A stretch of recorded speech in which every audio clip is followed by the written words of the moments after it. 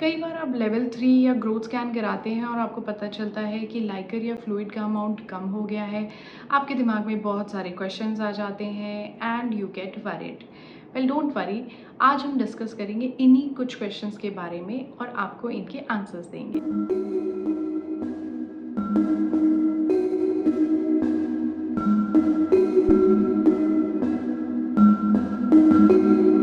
Hi friends, मेरा नाम है doctor Archana Kumari and I am a consultant gynaecologist and infertility expert and a laparoscopic surgeon.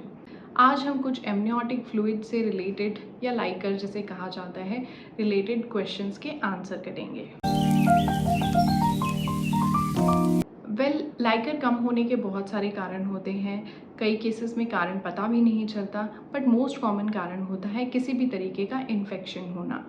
Next, अगर आपको किसी भी तरीके की मेडिकल कंडीशन है, बीपी बढ़ा हुआ है, शुगर है, ये सब चीज़ें भी लाइकर को कम करती हैं बिकॉज ये प्लेसेंटल सर्कुलेशन को कम करती हैं।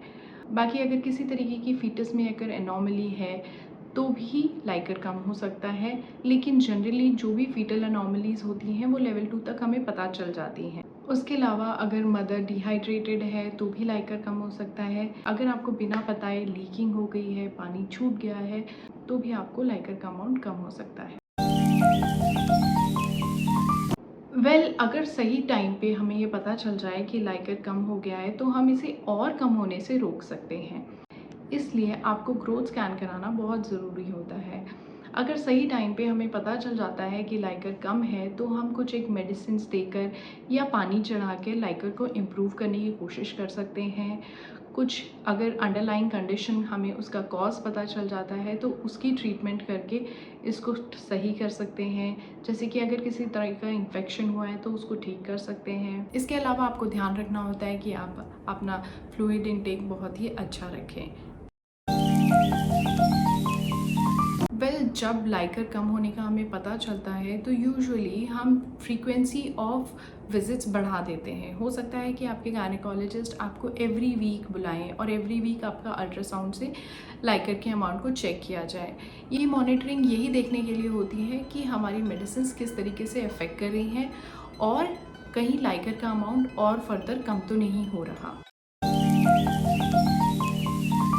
ऑफ कोर्स लाइकर अगर कम होता है तो इससे रिलेटेड कुछ कॉम्प्लिकेशंस के रिस्क भी बढ़ जाते हैं, जैसे मदर में प्रीटर्म लेबर हो जाना, बच्चे में डेवलपमेंटल कुछ डिफेक्ट्स हो जाना, कॉर्ड कंप्रेशन होने का खतरा बढ़ जाता है, बच्चे में ग्रोथ रिस्ट्रिक्शन भी हो सकती है। सबसे इजी तरीका तो यही है कि ड्यूरिंग योर प्रेगनेंसी आपको अपना हाइड्रेशन बहुत अच्छे से मेंटेन करना है। Minimum 2 to 3 litres of water every day लेना है। आपको रेगुलर एंटीनेटल विजिट्स आपके डॉक्टर से करनी है ताकि थोड़ा सा भी अगर उनको डाउट हो तो उसी समय हम उसकी ट्रीटमेंट स्टार्ट कर सकें। आपको कभी भी ऐसा लगता है कि किसी भी तरीके से छोटा भी इन्फेक्शन आपको हुआ है, जैसे सर्दी, खांसी, बुखार, फाउल स्मेलिंग डिस्चार्ज एक्सेट्रा, तो तुरंत ही अपने गायनेकोलॉजिस्ट से मिले।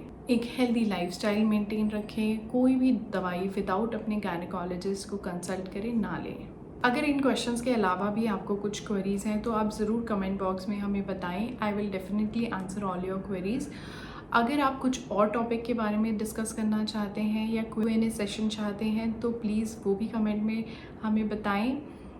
और अगर आपको ये वीडियो अच्छी लगी है तो प्लीज़ लाइक करें and subscribe to my channel. Thank you so